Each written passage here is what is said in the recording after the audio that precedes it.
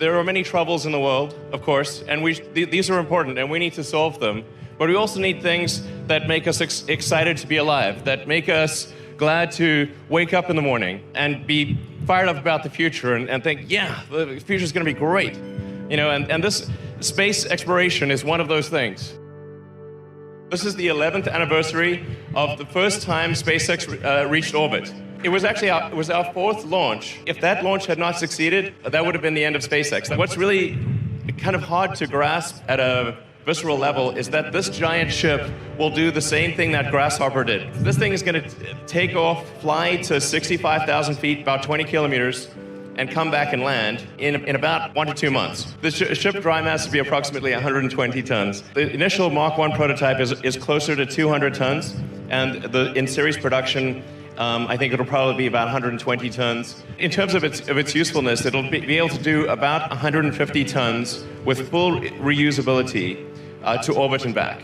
The cost of a fully reusable system is basically the cost of the propellant, which is mostly oxygen. The Falcon architecture is about 2.5 tons of oxygen for every 1 ton of fuel. This is 3.5 tons of oxygen for every 1 ton of fuel. Earlier I was talking about how Starship enters and how it's controlled. It's quite different from anything else. It's really falling, and so we're doing a controlled fall.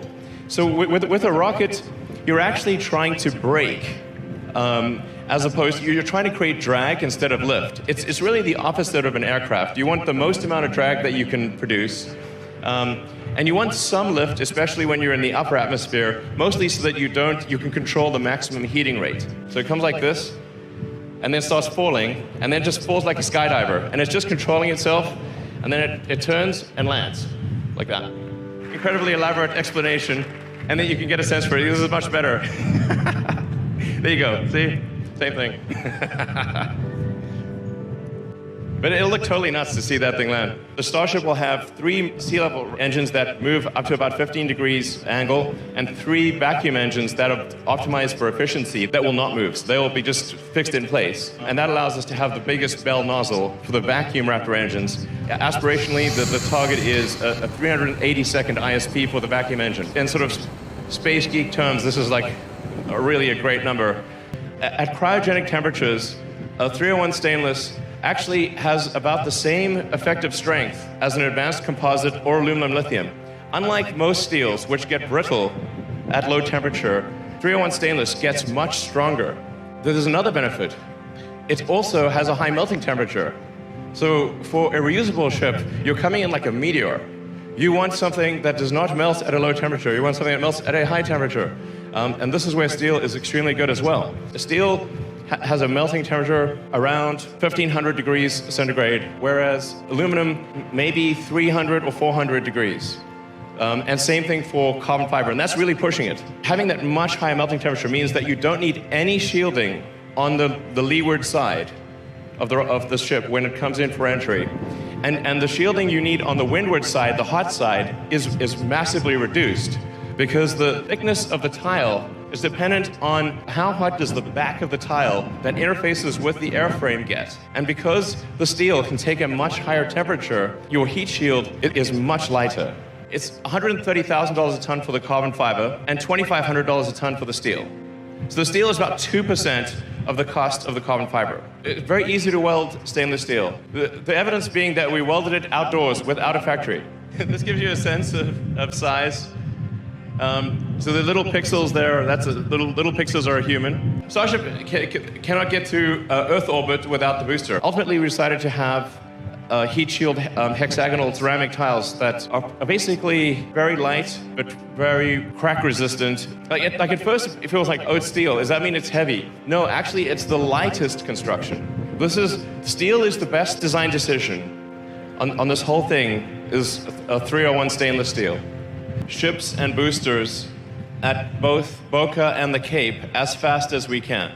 I mean, it's going to be really nutty to see a bunch of these things. I mean, not just one, but a whole stack of them. The way that Mark 1 and Mark 2 cylindrical sections were built, with basically plates, so a series of plates to create each cylinder section.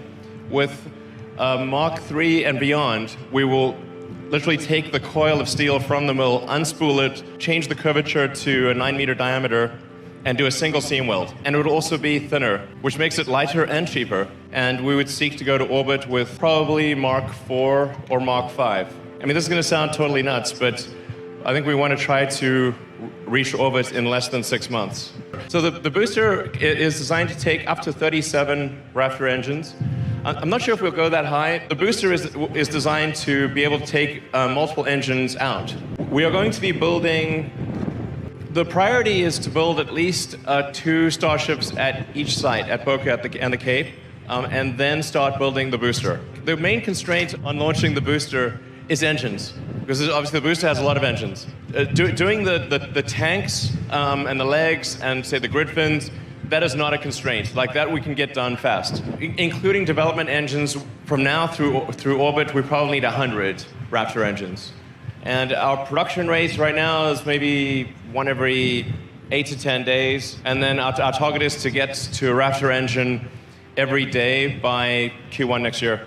But another key step is refilling on orbit, so that the Starship can get to orbit with, let's say, 150 tons of payload for the Moon or Mars or beyond.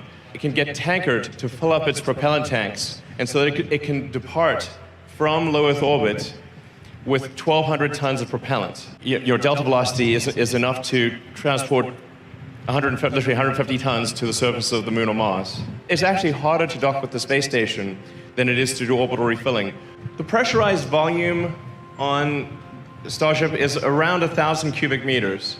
So if you had 100 people, you'd have 10 cubic meters per person, which is, especially in like a zero-G situation, that's actually quite a lot of room. And by the way, 1,000 cubic meters, I think, is close to what the space station pressurized volume is. You know, Starship is like launching space station pressurized volume on every flight. This is quite a lot. Definitely possible that the first crewed mission on Starship could leave from Boca. To the best of my knowledge, both places will launch crewed missions. We think it would be very exciting to have a base on the moon, even if it's just a science base. Whether or not people want to live on the moon, there's definitely a lot of science to be done. The critical thing that we need to focus on, I think, is the fastest path to a self-sustaining city on Mars. As far as we know, we're the only consciousness or the only life that's out there. There might be other life, but we've seen no signs of it. You know, people often ask me, what do you know about the aliens and that? You know, I'm like, man, I tell you, I'm pretty sure I'd know, you know, if there were aliens. I have not seen any sign of aliens. I think we should really do our very best to become a multi-planet species and to extend consciousness beyond Earth. And we should do it now. Thank you.